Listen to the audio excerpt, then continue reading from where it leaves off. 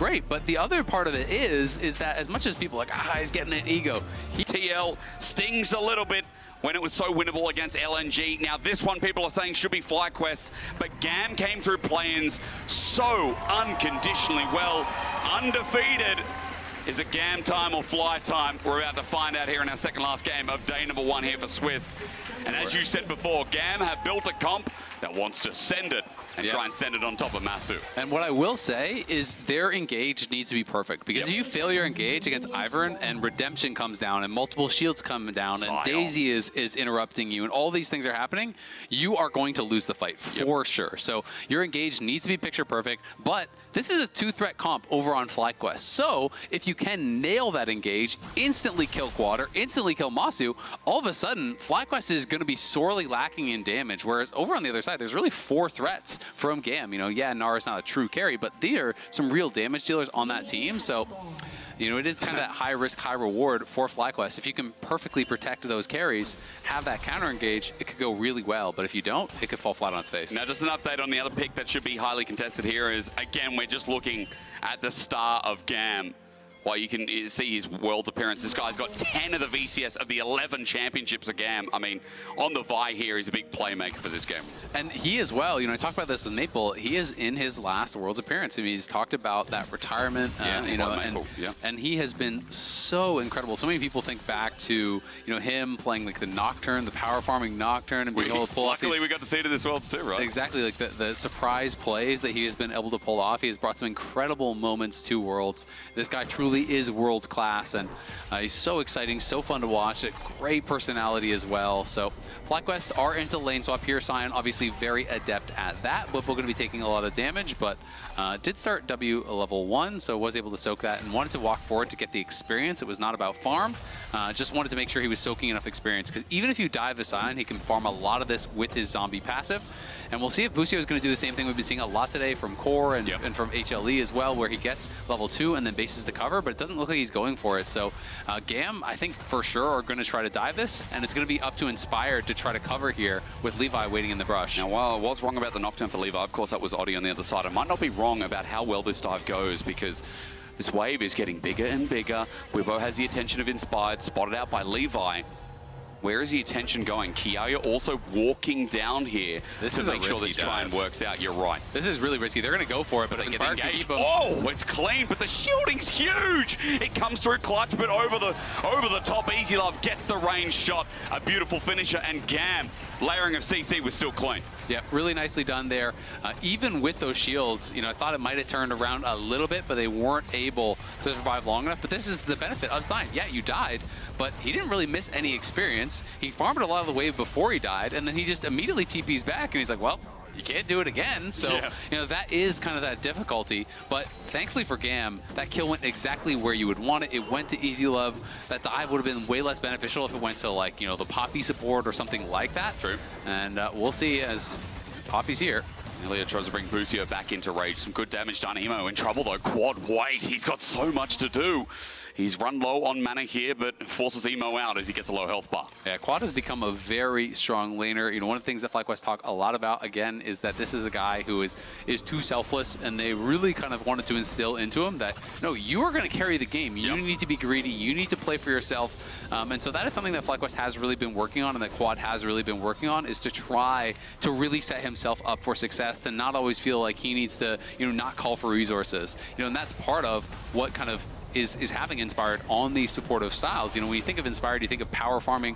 People are calling him, you know, the full clear CEO and stuff, and like all of these kind of memes. But, you know, he is willing to play all of the styles, and I think that's what makes him such an impressive jungler, is that this guy's won MVP in multiple leagues, and he really can play such a high level for pretty much every champion. And I mean, again, having so much versatility as a jungler is such a good thing here, especially heading towards those summer championships where I feel like Inspired gapped Umti in that final. It's not even a feel that happened, right? He absolutely crushed him. And I mean, he is someone that, deep for Busio, but he's okay here with his shield up. Yeah, nice little bit of chunk there. And now, with that chunk, you start to get nervous about, you know, can I walk forward on this wave? You know, Masu is just kind of thinning it out a little bit. They're going to allow it to keep pushing out towards FlyQuest. And going to just hold this and make sure to keep denying as much as possible from Kiaya. Whereas on the other side, guess what? Jin cannot pressure a Sion in a 1v1, so Bwipo's going to keep farming, and Bwipo is getting way ahead as far as that CS is concerned. We saw it before, you know, in what we call the T1 early game masterclass, where JackeyLove on this Jin couldn't really pressure sides, couldn't really get away with open map because the Jin was slow at pushing, slow at taking down some of these tanks as well. As you just highlighted there, it's a nice touch considering as the push comes out, Bwipo's okay for now. He's picked up quite a lot of CS in this lane as well. 400 gold lead, while Kiaya, as you said, constant pressure added there while he has to reset and go bot. Exactly. It's a smart play here from FlyQuest, just utilizing the sign, utilizing that passive, picking up as much farm as possible. As Levi does get eyes on Inspired, but he'll just use the smite and then go back towards his Krug to pick that up and be able to be there to cover any sort of thing top.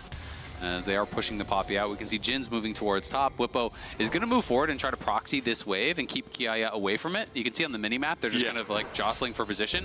While that is happening, this is all lost farm here. So Bwipo even spending the ult, he has a 2-level advantage. And he's doing a lot of damage, waiting for the decimating smash. He finds that, he gets a grass stack, presses E. If he goes into zombie, he'll also kill Kiaya. He's just waiting for the cooldown, and it's just such classic Sion play. The flash away as Bwipo just tries to survive. He's got no mana, no TP to come back, and he's already burnt the ulti. It's just really smart play from Bwipo here. It's great stuff. He forces the flash. He knows he has a level advantage. He's zoning Kiaya away. So even though Kiaya survives, it cost him his flash. It means he lost multiple minions to that. And on the top side, they're utilizing the Prowl that they have with Kalista to get all 3 of this grub. So this is really good stuff here on the map from FlyQuest. They are down a first blood, which is worth 400 gold, and they are up 1,000 gold here, not even 7 minutes in.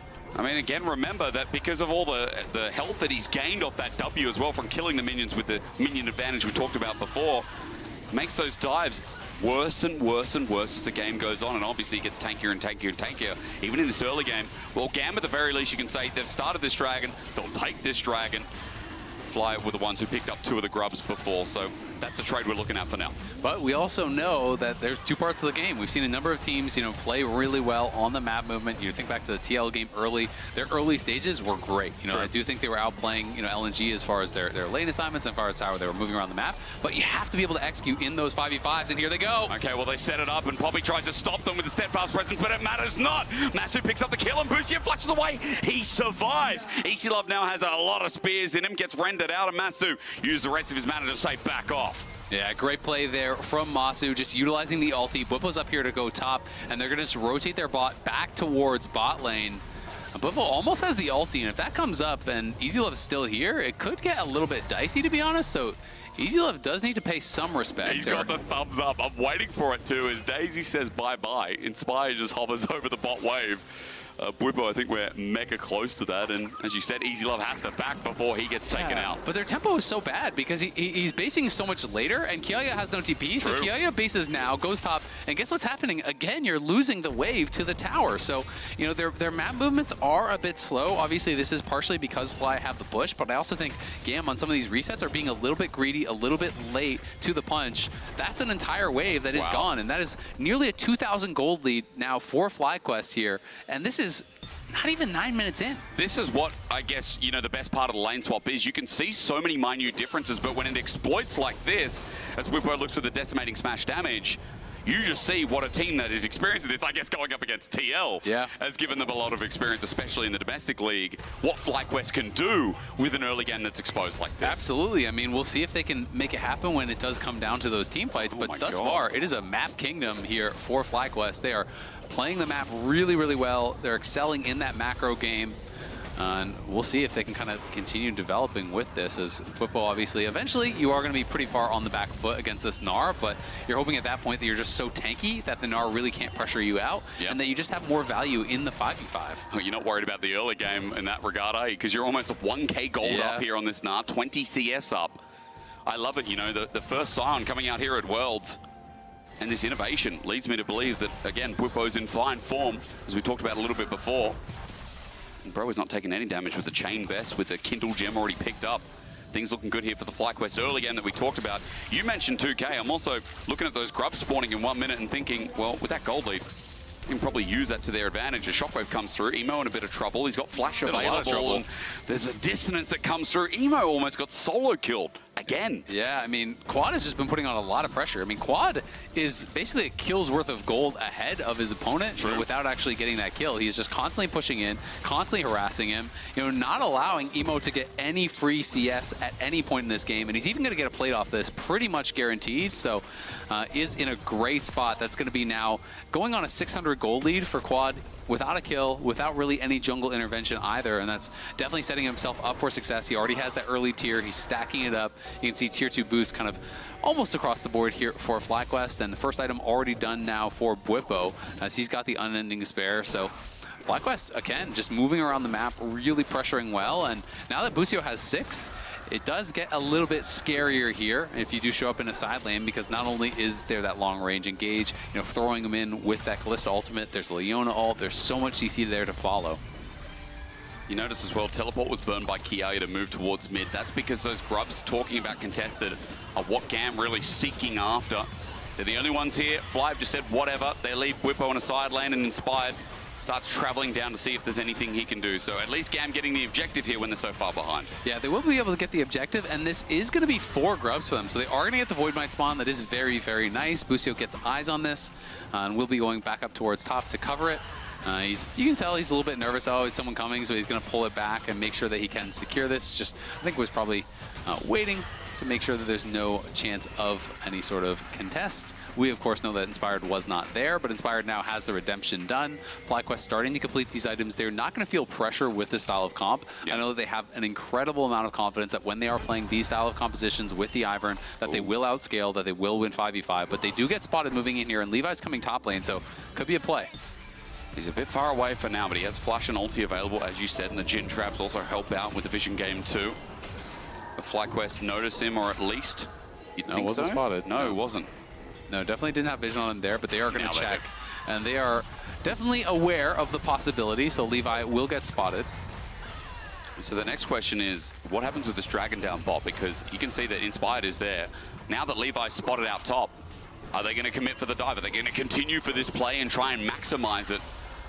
Or does Levi now need to sprint towards bot and try and make something happen? I think it would be too hard of a play to really make happen, honestly. But at the same time, I don't think FlyQuest are going to be that quick to be starting up the Dragon. They don't really have a lot of damage here with the Ivern. Yeah, that's true. If they send their bot lane down there, then maybe they're going to be looking towards it. But there's really not been too much prio on the Dragons thus far. They're happy to just continue farming. They feel they have a scaling advantage, and they're going to keep playing towards that. As Bwipo going to be able to grab a plate for that time that was spent top from Levi. Bwipo knows, you know what? I'm not pressured. If there's no jungler here, you're not killing me 1v1. So walks up, claims the plate, and they're just going to keep pushing towards these first item completions where they'll feel very strong. You can see item now done here for Quad. They're just waiting on the Blade of the Rune King for Masu.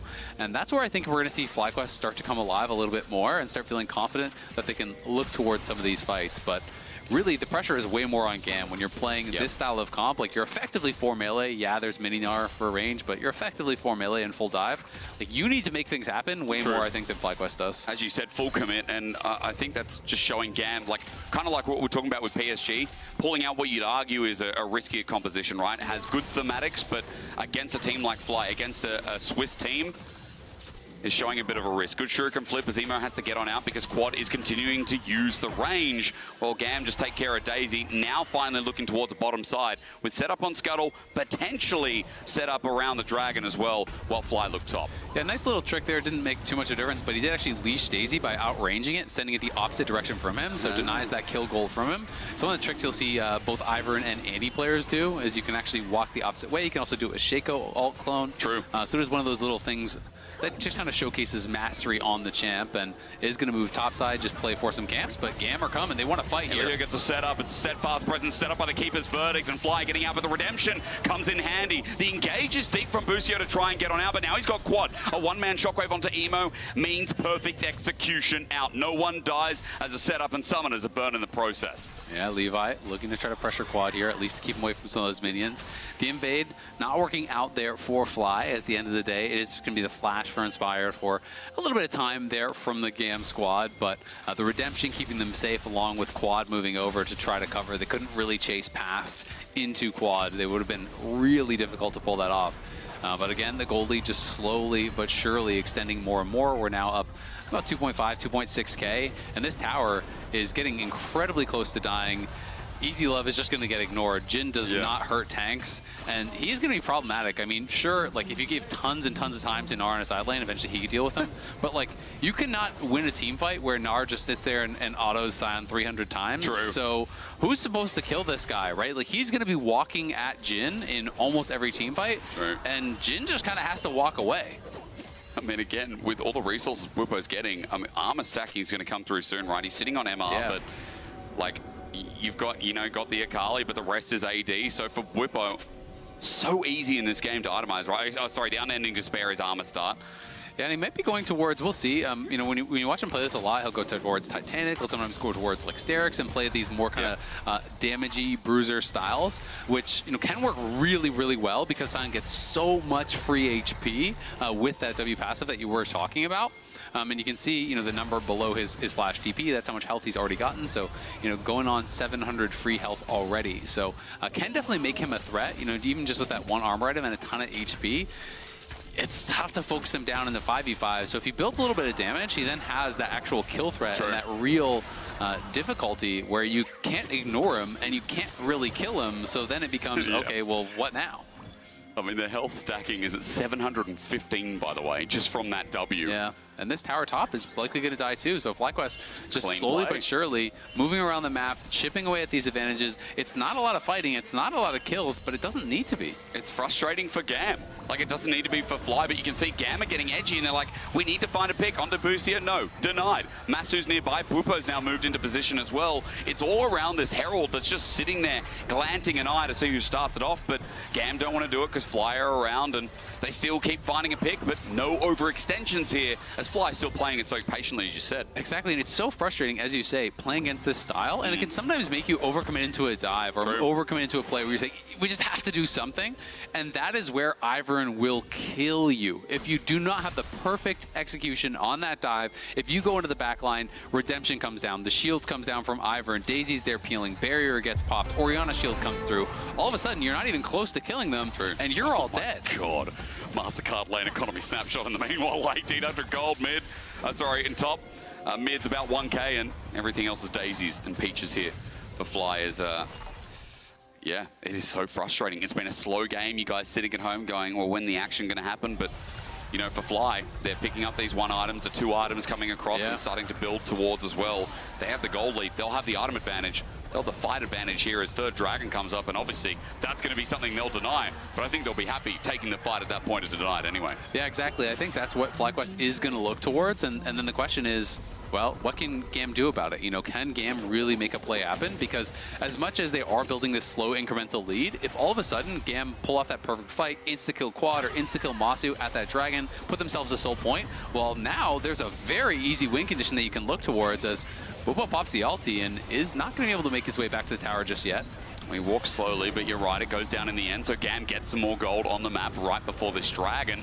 Bwipo not having the ulti before that objective might mean something here, as he just catches a wave, and you can see the rest of Fly move down to try and position and get themselves in river a little bit before this spawns. Yeah, but Masu needs to go back to base. He's sitting on 1,800 gold, so he must, feel like he needs a certain power spike that he's waiting for to actually complete, at least a major component.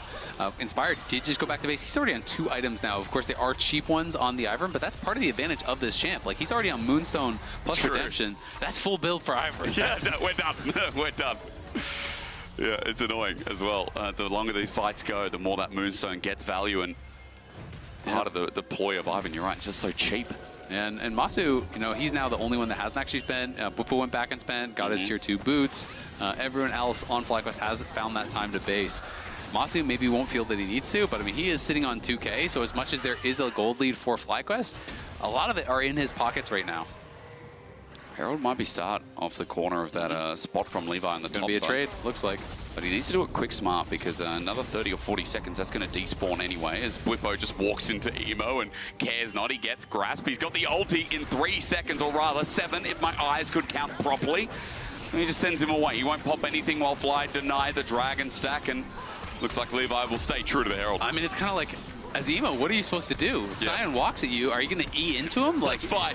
You're going to maybe break his shield. You know, it gets very, very difficult. They just have no sustained damage. It's hard to, like, think of a comp that's worse at killing tanks than what GAM have drafted. Of course, their goal is not to kill the tanks, it's to go past the tanks and just be able to kill off the carries. But that is very tough with Ivern, with Ori, with some of these defensive items. You can see second item now complete for Quad. And I think Masu's probably going to have a second item nearly done by the time he goes back. He's going to be working towards that Rage Blade very likely here. And going to be sitting in a really good spot.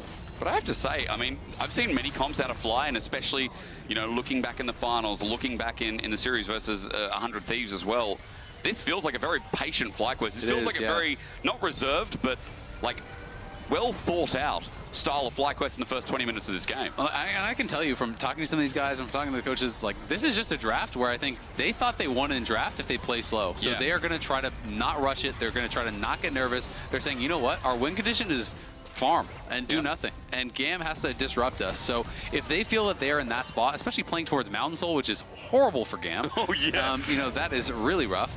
They're going to be happy to just play it slow. Solar Flare, they can't kill Busio yet. He gets ignited down, but here he comes! Unstoppable onslaught, forced the flash from Elio, and Bwipo just gets in the way. He's trying to block some of these shots in the end, but they did all their damage on a Leona. At half HP, it matters not. There's a Moonstone Renewer Ivan, and there you go. That's GAM's engage. That's how hard this game is. Yeah, I mean, it's really, really tough. Again, it's one of those situations where you're saying, well, why are you engaging on Leona? Because Leona was the only one showing, and they haven't found anything, right? So you're getting frustrated. You're feeling the game is slipping away.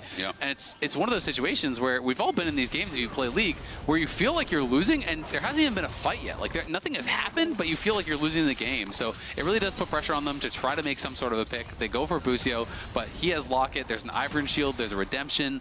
And, that's kind of it. I'm going to try this because I don't normally make American references, but this game is like, for GAM, it's like going to Walmart and there's no cheese, but it's taco night. And you need cheese. You can't have taco without cheese, right? That's what this game feels like. I'm assuming Walmart sells cheese. I don't know what that shop is. How is that an American reference just because there's Walmart? Because there's Walmart in it.